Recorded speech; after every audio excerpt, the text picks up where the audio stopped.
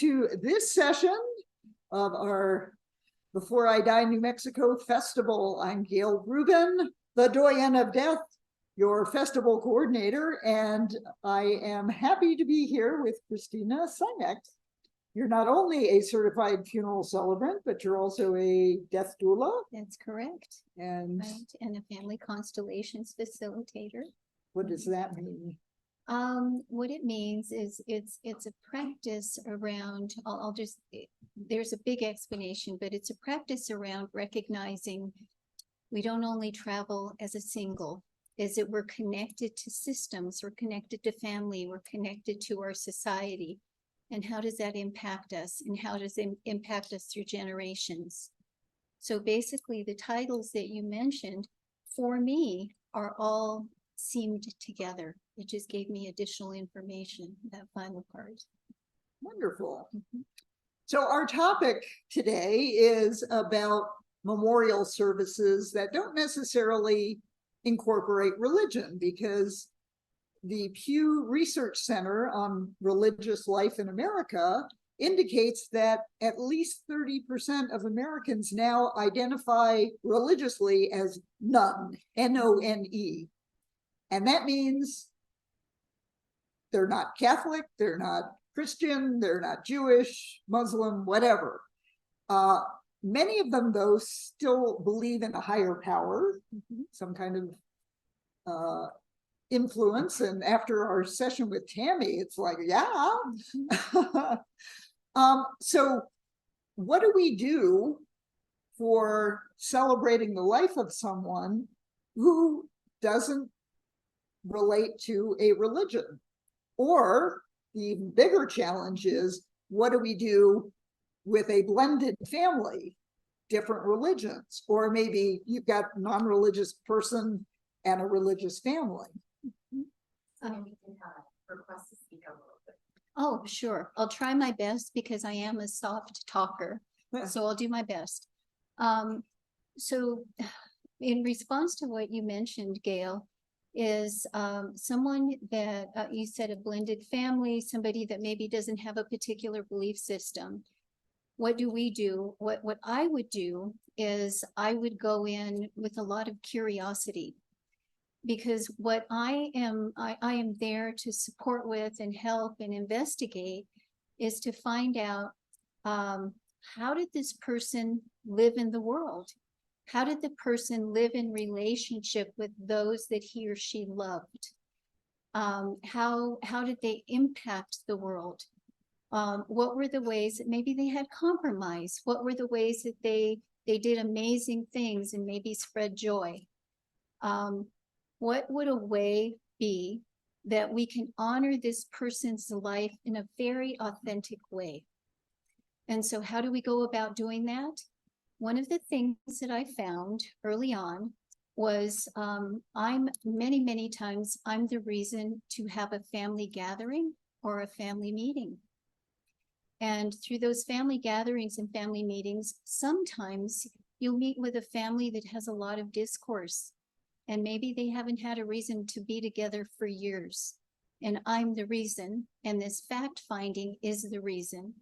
And we can gather, and it gives everybody a purpose and permission to talk about this person's life. And I get to gather information, and then I get to make suggestions about thoughts and ideas. Very often I will encourage perhaps a visit at the person's home or the family's home, because that gives me a lot of tips about how this person lived. Walking into someone's homes, I've learned how to tune in to things that kind of will step out at me. The other thing is originally, I'll just be perfectly honest, when I first went into this, I perceived this family or this individual to be going through an incredible amount of grief. And what did I want to do? I wanted to go in and help and fix it. And so doing that already took me in with a motivation. And I think that I could ask this question: how many of you have ever been in a service where you walked in and you listened and you walked back out and you wondered, who are they talking about?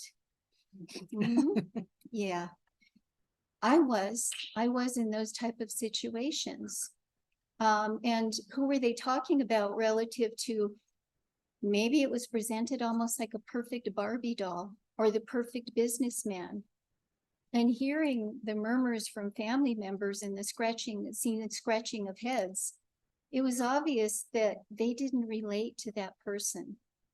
So it didn't give them permission. It didn't give them an opportunity to really know this person, celebrate both their humanness, however they were challenged, or the way that they impacted the world. So what I learned was that it was really important not to go in there. I can't remember the woman's name, but not to go in with the idea of fixing, winning, to go in with the idea of learning. And through learning in these family gatherings and or sometimes phone calls and interviews, and I'll talk a little bit more about that in a minute too. I learned that I could gather some very valuable information and start piecing things together and then giving offerings to the family. And then the other side of it is pretty often now, especially in Santa Fe, it has very rapidly become a retirement community. So we get called many times where somebody doesn't have any family, or it's an elder that didn't have anybody in their generation that really knew them. So what I realized was, again, my opportunity is to investigate a little bit. And I'll give a short example of that, which I thought was an incredible experience for me. I was called by one of the local funeral homes in Santa Fe. And they said, so-and-so will be calling you because their aunt just died. And would you be available on such and such a date? And I said, yes. And like I usually do, because of the age of the person, do you know anything about this person? And so they went on to say, well, the only thing that I was told is that there's a lot of nieces and nephews, and she's really, really mean. And I thought, wow, my heart hurt over that. And so from there, I got the name very quickly, was able to pull up the information that I could from the paper. And I realized that this person had worked and owned a very prominent women's clothing store in Santa Fe. And from that, the next thing that I heard, because I've been kind of tuned in for a long time personally, I heard my aunt's voice, who had long passed, because that was one of the stores that I would have assumed she would frequent. And the next thing I hear is call Anita. So I called my cousin up, and it was interesting how these things connected. And I asked my cousin if she happened to know this clothing store, and did her mom frequent the clothing store? And she said, absolutely. Can you tell me anything about it? So she gave me a little bit of information. And she said, I wish I knew more. And I thought, well, are any of my aunts or your mom's friends still alive? And she said, oh yes, go ahead and call this one and call that one. So I went ahead and I followed those breadcrumbs, and I got a whole different story of this woman. What had happened is she had been challenged with Alzheimer's at the end of her life, and she became very aggressive. But that wasn't her whole life. So I was able to gather up information from living individuals that knew her and could hold her in that different place. So considering that they trusted me with giving, this celebration of life for their aunt, even they were able to learn some things about their aunt that they didn't know, and pieces that they didn't know about her. And it felt really good to be able to have that opportunity to find out not just the heavy part of life, but the lighter part of life, and give everybody this look into the wholeness and more of an authentic way that she lived in the world. That's wonderful. And I'm a certified funeral celebrant, and I'll give you an example of a very complicated story. A man who, to the public, to his clients, was funny and upbeat and generous, but to his kids, he was horrible. He was a horrible man. He was brutal, and the challenge was to put a service together that would honor both parts of his life. He was a Vietnam veteran who had serious PTSD. His son went into the military. He got PTSD, but the redeeming story was that he recognized that in his son and got him to get help. I was weaving together all of these things and things that he liked. He liked Westerns. So the prelude music was music from Western movies. He was a gun enthusiast, and his ashes had been put in an ammo box.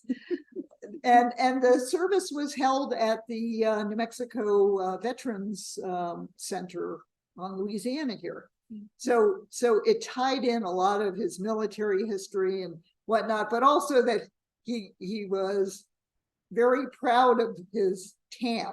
He loved to lay out in the sun, and you could smell that baby oil while he worked on his tan. So details like that, and there were no religious readings whatsoever, and he loved roses. So I played the song "Every Rose Has Its Thorn," and that's when I transitioned from the, this was the upbeat, happy guy that his clients knew, to talking about the PTSD and the dark parts, but then coming back up toward the end with the redemption story. Yeah. That's inspiring, Gail, and I feel like you were the perfect person to be picked for that, because I experience you as being able to be very serious, but also be able to be very playful, and that sounded masterful. The other thing was to be able to have, to utilize all of the senses, like you mentioned roses, and you mentioned that the sun tanning oil smell. That is a really powerful and really healing, especially if the death happened quickly or unexpectedly. And many times we'll get that. They may have lived a long life, but the final part was immediate. So it's almost like they get severed and nobody can connect. But to be able to have a ceremony or a celebration where you can use the sights, the sounds, the visuals, sometimes a jacket that everybody sees that jacket. Oh, there's Uncle Al. I can see him. Hats. Just finding out vital information, playful, silly things, but a horn beer mug, having that someplace. And then the other thing too, again, if you have opening to go into someone's home, is there'll be things that sometimes we get guided to pull out, and then to have an honor ceremony, honor area right next to where we're speaking, because people we've got, just like this was perfect. I have so many times I'll do this. I don't want them looking at me. I want them looking at the guest of honor. and whenever I can, over my head or on the side, I want to have his or her pictures and some of those things that were very distinctively them. Because my job is to bring that person and their essence into the room so that those that are grieving and or celebrating feel it here, not removed, more in here. And one other element that I like to incorporate is something, a little giveaway for people to take home that's reflective of the life of the deceased. For example, one gentleman liked to make, he was a big hiker, and he liked to make his own peanut butter. So I got a box of packaged peanuts, and at the end of it, I offered everyone take a pack of peanuts and go on a hike to honor so-and-so. Or there was a woman who loved butterflies, and I found these wooden craft butterflies, like 20 in a pack. And I bought like 3 packs for everybody at the funeral, and they all took this wooden purple and yellow butterfly home for this woman's memory. Yeah. In those particular 2 cases, that they sound very challenging. What was the time allotted to put everything together? Usually, it's important to be mindful, and it's important to recognize what is it that the needs are of the community, because I'm going to answer that in 2 different ways. If usually 45 minutes to an hour, about 45 minutes, you've got your people there, and especially you also have to be mindful of feeding times. Is it closer to breakfast? Is it closer to lunch? And how are people feeling? You have to be mindful of who's there in your audience so that you don't lose them. However, there is exceptions, because I've also worked with families where there was a young end of life or a taking of a life, a couple of different families. And in those particular instances, because it was so shocking, and where those situations occurred and where the ceremonies took place, was one of them was in the same area. What we did in that particular instance is crafted a ceremony so that there was main pieces, and in between, whoever wanted to speak had an opportunity to speak. So basically, it was giving everybody to reflect and to feel their feelings, and have the community help and absorb it for everyone, because it was so shocking. So that particular instance, that ceremony and that event lasted about 2.5 hours, but it was extremely medicinal and impactful to everybody there. That's what was needed for those particular situations. Or is the question, how long did it take to collect the information and put the service together? Or you're asking how long just the service was? No. How long did it take to make those calls, to connect your hands? It can take 10, 15 hours. Yes. Yeah. Yes. And it depends on how inquisitive. I sometimes I probably do too much. I don't know, Gail. It's, I'm only speaking for me. I'm probably for Gail as well. This is such a privilege and an honor to be able to be trusted to look into someone's life this way. And when that happens, I put a lot of time into it, and I think Gail probably does as well. So it's probably much longer than you would expect. But for me, it's well worth it, because for me, I feel I'm not only representing those that have been left behind, I also get to connect to the spirit that's gone on. And I get guidance there too sometimes, even about the music that should be played. And that's another piece that's really, really important, is there is such a connection to music and to memory and particular times in people's lives. So there's been many a time where I have felt like the ceremony was all crafted and it was ready to go. And then right before I was guided, there was this particular piece of music that had to be in there, and it was super important. Well, speaking of last minute inspirations, I got to do a service for a gentleman who was a big fan of the Lord of the Rings. And I had brought this leather embossed version of the whole trilogy, and I had flipped it open. I had just brought it to kind of display it, but I flipped it open to the Grey Havens chapter of the Two Towers. So toward the end of the story, when Frodo is going off with the elves, and Sam is there, and he realizes that Frodo's going to leave. And it's what Frodo tells him is just this beautiful passage, which I have used which I, at the last minute, read at this particular memorial service, but it was so fitting that I've excerpted it and kind of cut it down a little bit. But it's a message about you have to keep living, even though I'm gone. Yes, there's a question. Sacrilegious family, like say half the family's Jewish and half Catholic, and then the person who died is a Christian. How do you do that? I mean, Half Jewish, half Catholic, and the person's half Christian. How do we deal with that? I have dealt with it in a very creative way. Number one, I have to keep checking back with who hires me and make sure it's not just me going off with my creative ideas. Many times what I've done is ask permission to maybe put in 3 pieces of those connection points in this ceremony.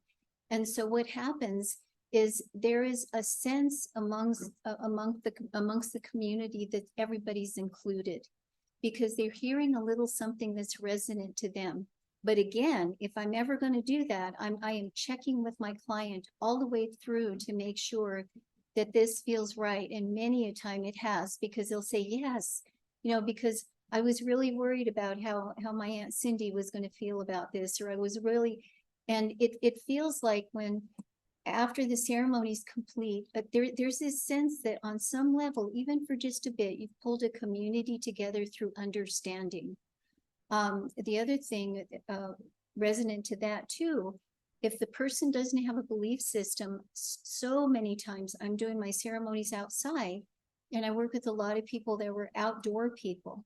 So I'm using earth, water, fire, air, and talking about how those things are connected to us.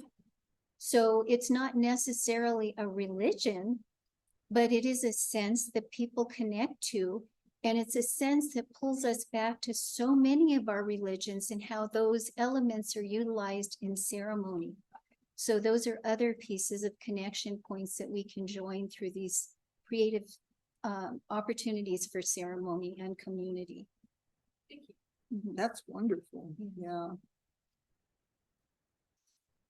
Yes. It appears from hearing you talk and what you're doing that my perspective that I had of what you did was totally different.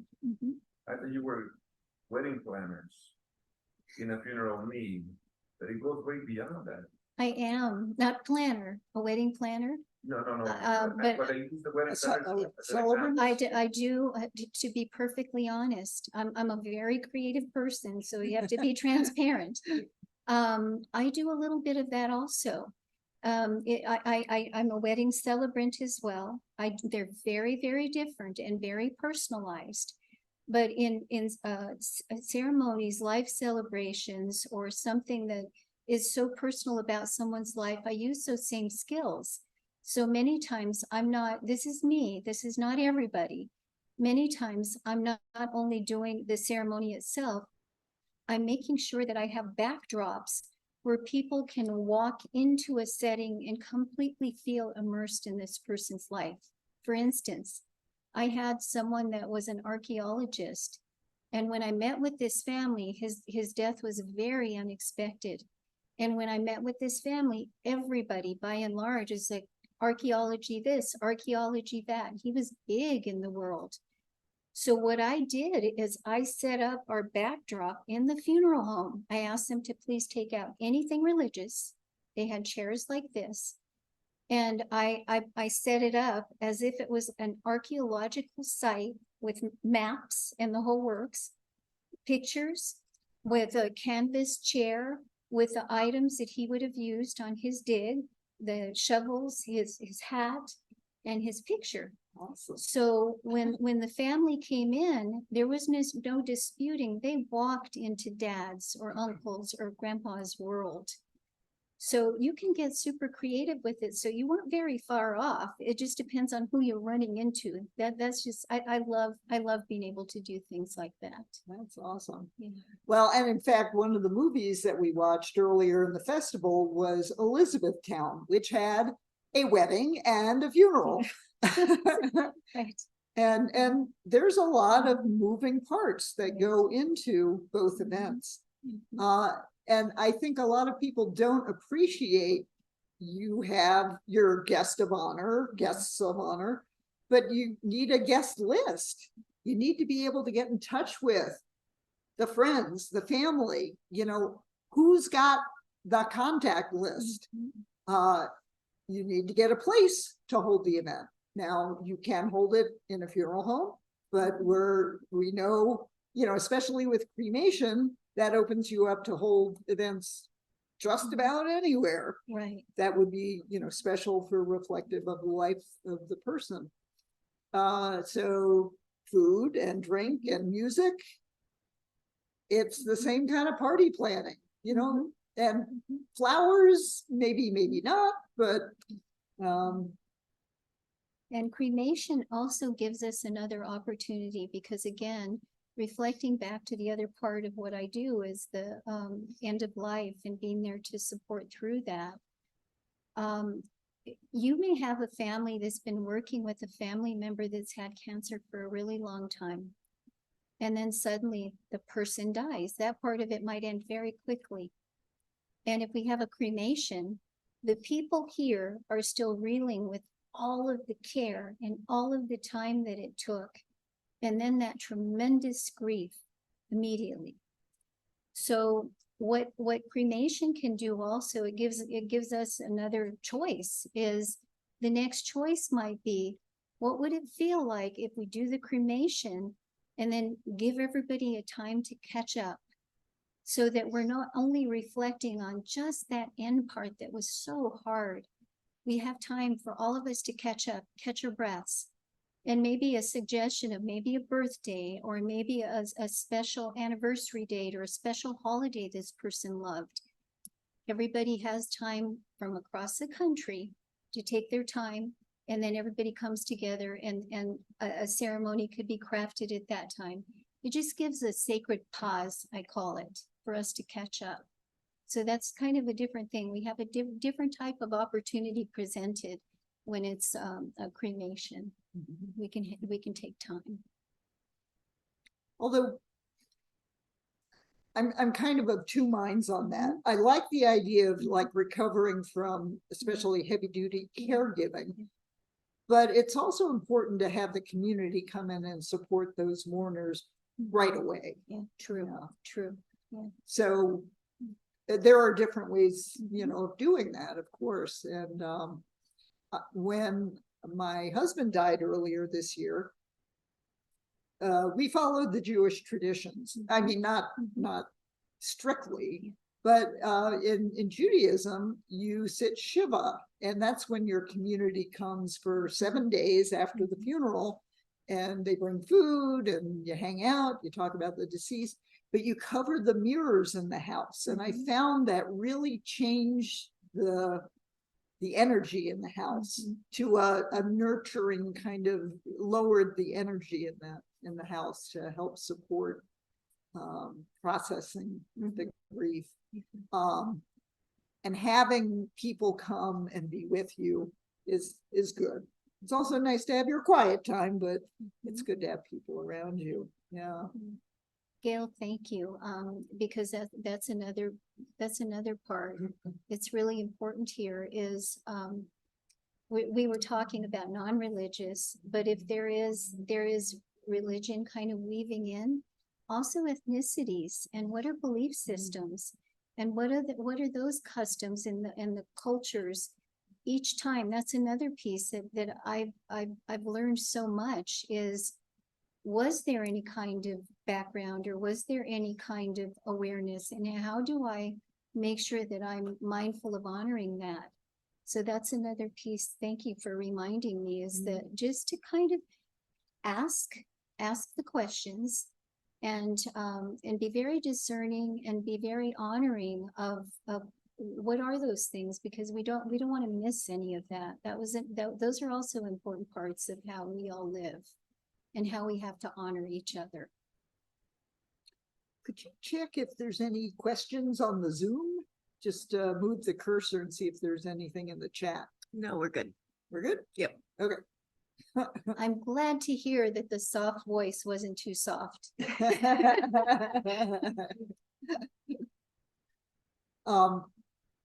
what's your favorite memorial service that you've put together? Well, that probably that it was it was lengthy because I do a lot of different things, including home funerals. So this particular situation, I was with the family for a lengthier period, and they were all super creative. Dad had cancer, and he was smack in the middle of everything, and everything that this very creative family did was around him.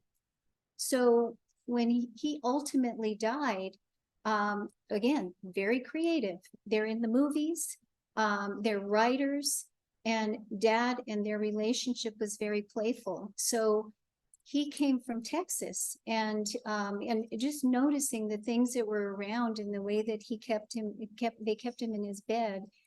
I presented the possibilities of maybe doing something a little different. And I usually will ask after someone's died, we take care of them, we dress them. And in that particular situation, he was very cowboy, and he liked cowboy boots, and he liked the bolo tie and the hat. So we did all of that, and then howdy doody blanket over him. And it was around Christmas time. And it allowed this very, very creative family to pull all of that in, including the music that we had in the setting, so that when people wanted to come and just spend time with him, it felt very, very comfortable. But the thing that was so different about it, again, is just presenting something that they couldn't have even imagined could have ever been in here. But it was so personal to them, and it was so personal to the personality of what the relationship they had with Dad. And they still talk about it, and it's still meaningful. So that was really, really fun. That's wonderful. I think one of my favorites was an early one. My next door neighbor was very supportive of my path as the Doyenne of Death. And she went on hospice. She was 90, I want to say 93. And I think she died probably almost 6 months to the day from going on hospice. But she was at home. But early when she went on hospice, she had me come over and meet with her and her son to plan her memorial service. So she was very involved. She wanted her nephew, who played the bagpipes, to be there and have it in the University of New Mexico Alumni Chapel, and have her granddaughter do an interpretive dance because she was a dancer, and her granddaughter picked up on that from grandma. And the kids did poetry readings. And I went ahead and for my giveaway for this one was she loved having cocktails at 5 o'clock. I mean, that was de rigueur. And I loved going over there and having a drink with her and her husband when he was alive. He predeceased her.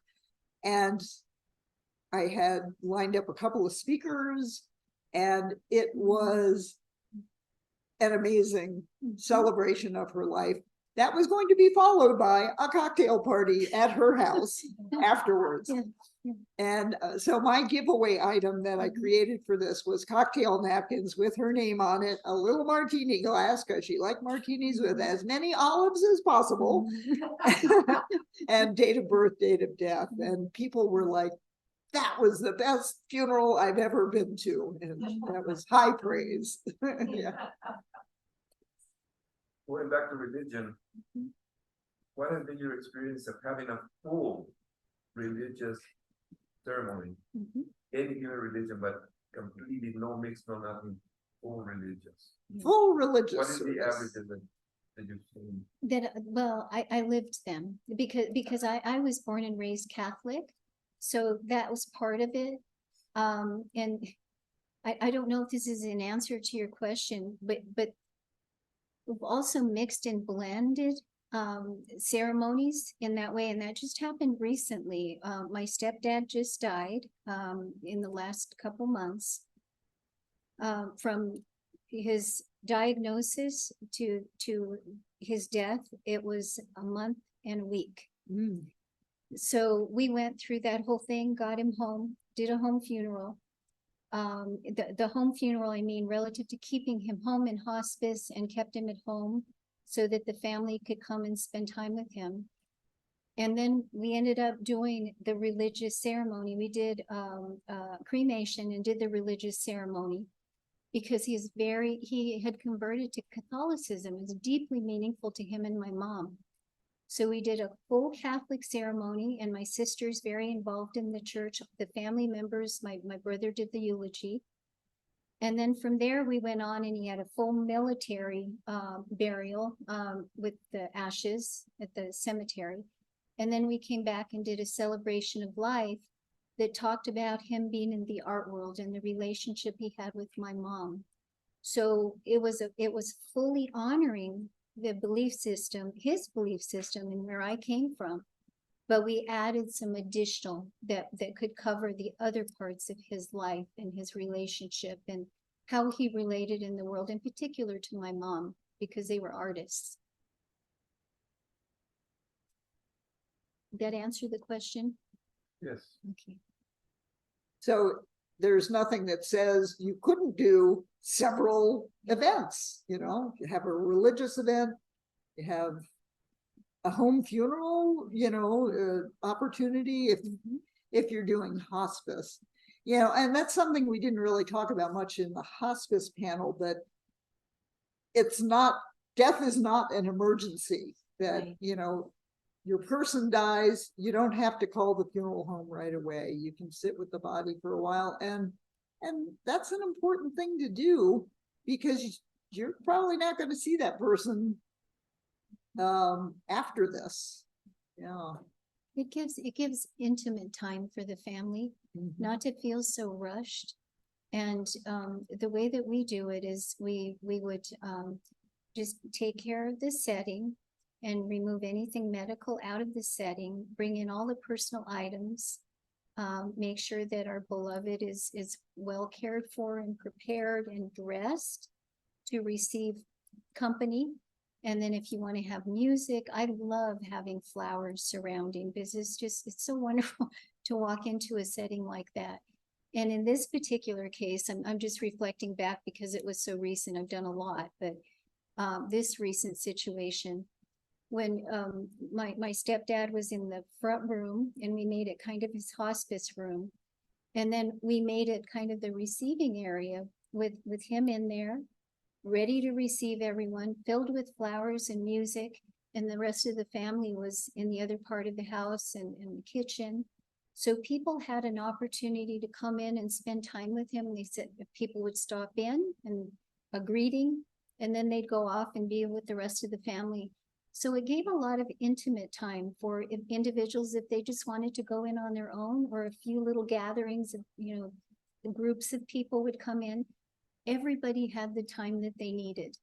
And you can have the length of period you like, sometimes 3 days, sometimes it's shorter. In this particular case, my mom said after the day and a half after, it's time. And so what we did is we called the funeral home, and they took him, and that's when the cremation part started.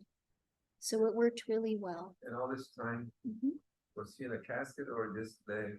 He was laying on the hospital bed. And what we did, again, taking all medical things out. And then I have a certain way that that I work with preparing the area. It looks very, very snugly, actually, because it couldn't have been any other way, in particular with him. Yeah, so he had it was like a sheepskin blanket, and he was about bolo ties and the white crispy shirt and jeans. So this part was, he was just in his the sheepskin blanket, and he looked very, very snugly. My mom was so touched because she could never even imagine that she'd be able to see her husband in that way. She had just been dreading it for such a long time. So it was very helpful. And it actually makes me think of the movies we've been watching during the festival. Yesterday, we saw A Will for the Woods, which featured a home funeral. And yeah, they washed his body and anointed him with oil and surrounded him with flowers. And then, but I'm also thinking of Elizabethtown, which is the wedding and Mhm. funeral movie we watched, where the son comes to the funeral home. His father has unexpectedly died of a heart attack while visiting family in Elizabethtown, Kentucky. And so he gets to view his father's body in the casket, but he's been charged with getting him cremated. But the family is all gathered there, and then there's like this scene in the aunt's house afterwards, and it's like family everywhere, dogs snatching ham off the table, and it's just craziness. But I think it really captured that whole idea of like big family gathering coming together and just all that chaos. Yeah, that can happen. But you had a question. My sense is that generally speaking, people don't have permission to do anything other than what people in their family have done before, or what, you know, is just traditional. And my question here is, how do you promote that permission, even from a business level, and how, what partners maybe do you work with to help in the weeks prior to someone's dying, that they understand that something more is available than you know, What's always been done. Yeah. So the question is, how do we let people know they have permission to get creative? and And and truly from a business sense as well, in terms of promotion, and, providing that option, getting that word out. You know, and, we talked about hospice, so I would think that's one entry point of helping those folks maybe to understand that there's options that they can be presenting, promoting. But so that's what I'm thinking about, that kind of.